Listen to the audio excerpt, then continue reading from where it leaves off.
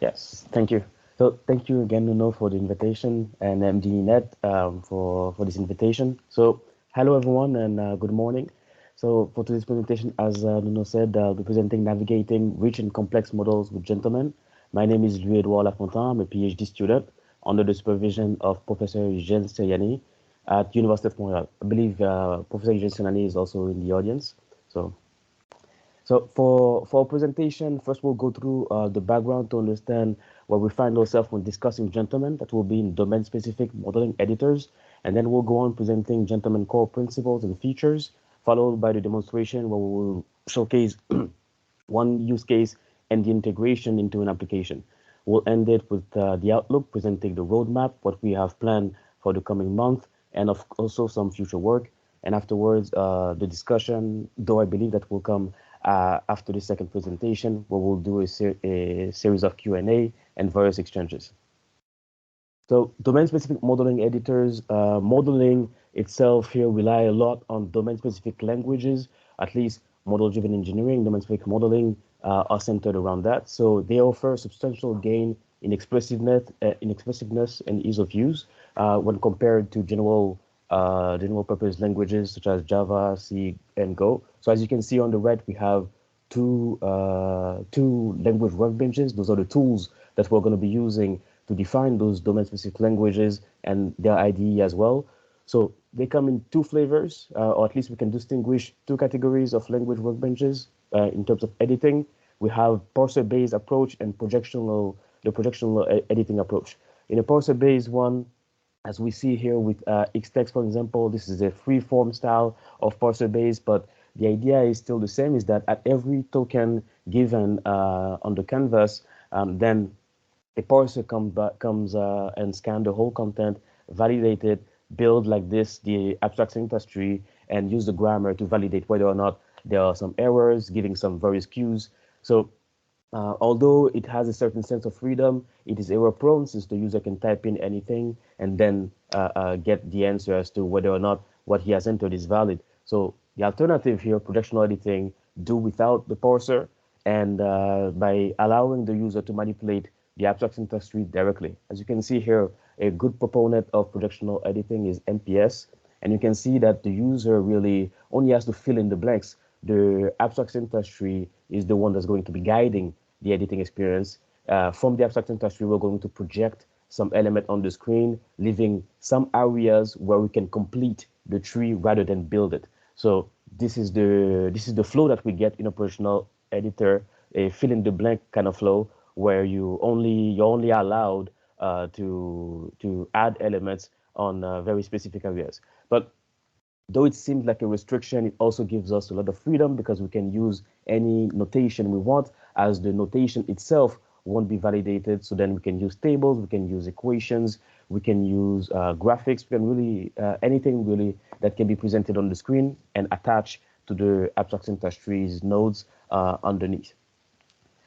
So far, there has been some very good candidates such as MPS, whole platform Scratch, but we've seen that some drawbacks or some limitation, I should say, when dealing with them. One is more at the root level, which is that many of them are based on object-oriented programming, which comes with certain form of philosophical choices, which guides the modeling in a certain way, which prevents some other mechanism from being done more easily. Secondly, they are heavyweight and platform specific. That is to say, they're very rich as any language workbench should be, but then they also feel a little bit heavy when the user comes in to do some very simple editing and having to deal with all these things. And not being on the web, integration as well as installation is required, and integration is a little bit impaired. And linked to the second point also, there's a steep learning curve because it is so rich and it has so many elements that one needs to master before creating or in order to create a language. So in response to those, this has motivated gentlemen, which goal is to make modeling more accessible to domain experts and practitioners. As you can see here, gentlemen, as you can see in the image here, gentlemen takes a minimalistic approach where we're really trying here to present the minimal amount of element required on the screen so that the user can then have the experience of his area, his editing area, and he can play like this with the model, creating various instances and do his modeling activity. So Gentleman rely on two pillars, which are the concept and obviously the projections, as it is a projectional editor. So the concepts really encapsulate the language concept themselves, or should I say, the very structure that one has in mind when creating a model, when creating a language. So those will be the concept. They will provide structure to manipulate the data as well. So if you want to understand the idea of concept is also a concept is comes into two categories of concepts. We could say of the primitives, the string, the number, the boolean, the classic ones like that. Those are concepts, and we have more complex concepts as well, which have a much more rich structure with attributes and properties, linking them or relating them to other concepts and enriching them like this with other values. And to manipulate those concepts on the screen, as we see here, we have the projections. So anything that we will see on the screen, from the boxes to the icons to the buttons, all of those are the projections. And Gentlemen offer two ways of building projections: container-based, which we see here, and graphic-based, which are based on SVG, as Gentlemen leverage web technologies such as HTML5 and CSS for styling. And when it comes to creating graphical elements such as shapes, arrows, then we use SVG. So to understand Gentlemen a bit more, we're gonna see it in action, and then like this, we'll get a clearer sense of all these elements, and we'll see the integration. So there you go. So taking it from the traffic light example that were briefly presented in the image. So this is what we have in the 0.4.0 version. So here we have our header, which presents us with the concepts. Now, just to understand here, it's not those concepts are not it's not just a web page. Those concepts were actually loaded in the editor. So the editor takes in, as I said, the concept, the projections. I load my concept. So here we have, for example, a prototype concept which describe a state, and then we have the light and mode which generate from the state and enrich it with color, with shape, and like this we have also behavior. The behavior can be temporal or manual, and we also have a name concept, which is a derivative concept, that is a concept that adds certain constraints to an existing concept, certain transformation rules. Here in this case, it's a very simple transformation. It's underneath. It's a string. It's a string with certain restriction, as we want the name to be between a certain number of characters. So this is encapsulated in the concept name. Okay. So the manipulation comes like this. I click here, and then like this, I can create instances of the concept that I've loaded. Now, as I said, this is also an editor. So we have auto-completion by like this.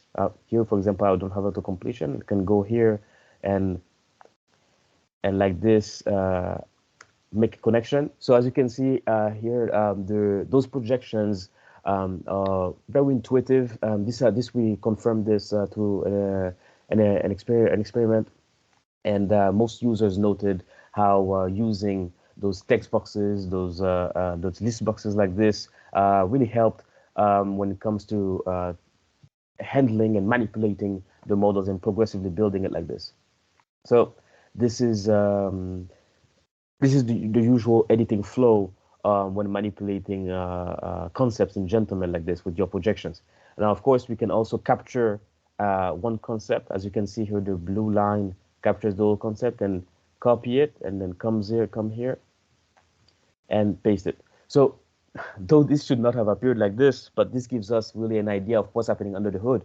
When I'm clicking like this, or when I'm manipulating all these elements, I'm actually manipulating the underlying concept. So what I'm copying, when I say copy pasting here, it's actually the concept, or should I say the concept instance, which is being copied rather than actually the visual. So the visual really doesn't really matter.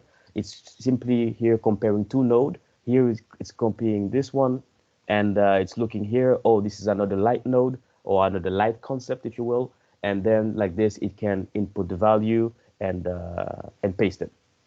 Now, this copying is done by value. So if I were to change this to green, it won't really affect the other one. And here, just going to, there we go. So those elements are references. As I said, gentleman has 5 primitives: string, number, boolean, reference, and set. And so here, when I come along and say, this is my green light, so you can go. You can see here that it will be automatically updated as those are reference to the light concept, and only deciding to project the name and the color in the field, in the list box fields right here. So this is the with that this is how gentleman is created, and the modeling experience here. This is how it happens, gentlemen. So I'm just going to present then the okay. So to build such a concept, what we have is this is the IDE of gentleman itself, which is basically a gentleman editor dedicated this time to creating the concept, to creating the projections. So I come here, I say I want to create a brand new concept. So I have 3 type of concepts here. The concrete one, which is going to be the concept, the finite concept that can be used. I have the prototype concept, which create a reusable structure, and I have a derivative concept, which is going to take a certain base concept on which I'm going to apply some derivation rules. So if we come here and we'll say I wanted to create the traffic light example, I would say traffic light, and then traffic light would have light being a set, or should I say lights actually. It can have also modes, and I would come here and say that it has a set of modes, and we said that there was the prototype state. The prototype state had 2 values, and as you can see on the left here, the structure is progressively being displayed to the user like this. So he has a certain sense of like how it is going in terms of the concept defined and the structure. So I would come here and say light. Light does have a prototype, which is state. So let's go and get it. So state. And light defined 2 elements. He has color. The color was a string, and then it has a name, which is also a string. And you can add constraints here to our name to say that we want the length to have a certain restrictions in terms of the range of the length could be minimal 1 and maximum 50, let's say. Okay.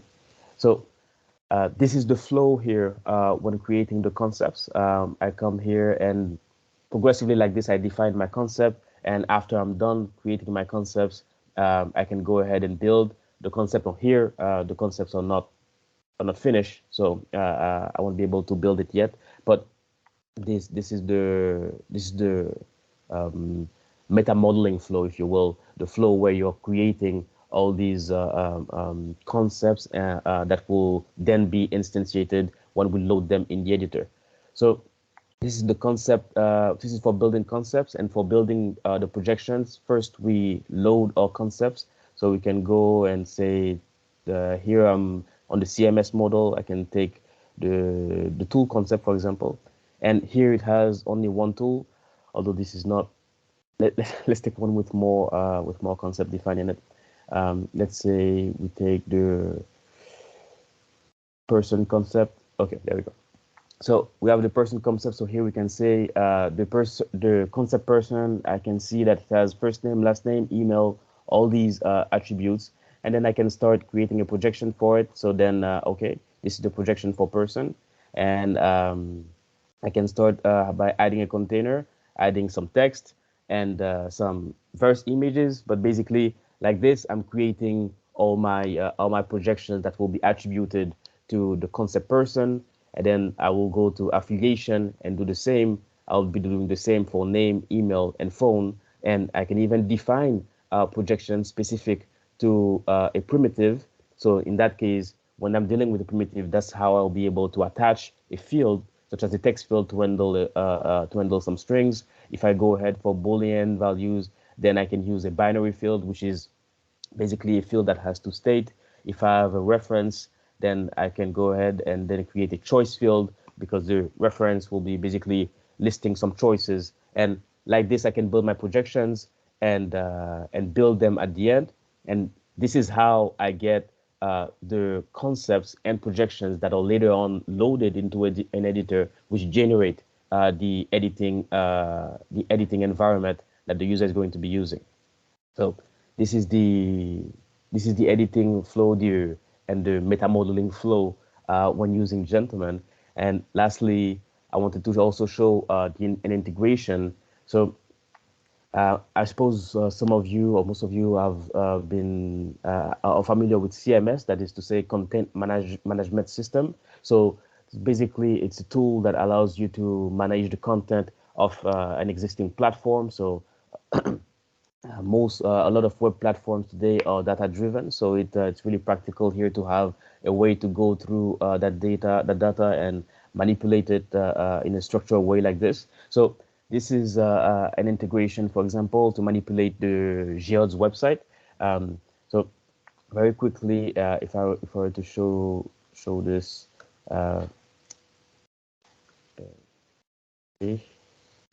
and okay, seems like okay. Seems like my internet connection is not working well. So as a content management system, we have three sections here: general, people, and projects. So for the general one, we're just presenting a view here that's going to list some of the general information of the Geode group, and then for the people here, we're gonna be having several projections. So still, what we have to remember is that this is still one concept, one list of concept, actually, one model under the hood, which is the Geode model. And then here we have different set of projections, which are going to capture different aspects, different concepts of this model. So here, for example, we have our members presented as a table, but we can flip to another set of projections, which is this time more readable or more presentable, to see how it's going to be looking, how that data is going to be looking.